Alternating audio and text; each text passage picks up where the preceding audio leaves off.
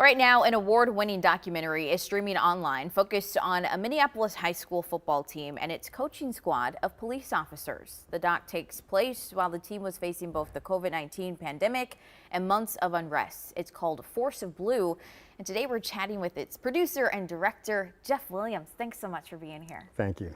Okay, so, the film, I watched the trailer. Great trailer. I mean, the film follows a super difficult time in Minneapolis and really around the country. Can you give us a quick overview of the doc and how you decided it was time to start filming what you guys were doing?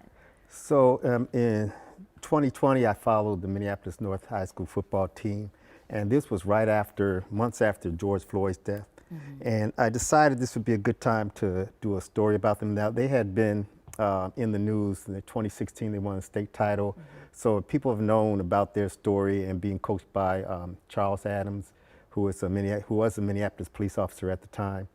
And I wanted to see how the team responded to being coached by police right after the death of George Floyd. Layered on top of that was COVID. Schools were shut down because of COVID-19. So I was interested in seeing, well, how are these young men out there on the field responding to such a challenging time? So and what I discovered was that it was like business as usual. So the relationship between the police, and they have like 4 police officers on the coaching staff, plus 2 law enforcement. I think one works for Ramsey County, the other one works for Hennepin County in the jails. So the team was really dominated. The coaching staff was really dominated by law enforcement. But when you get out there with them, you didn't realize that was the situation. They would. Police officers, one officer will come up in his uniform and he starts coaching the offensive line. Another one, who was their receivers and quarterback coach, had his sidearm while he was, calling plays. So it was really like they were just out there playing football like it should be, like any other high school was. And they didn't take, into account that all this in the community was going on around them at the time. I'm glad we can get this perspective.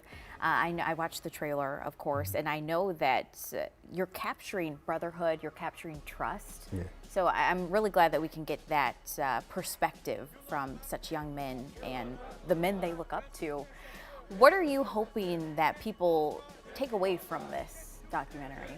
Well, I think there's a way to have strong relationships between police and especially, this Minneapolis North sits in the middle of what Minneapolis would call the black community.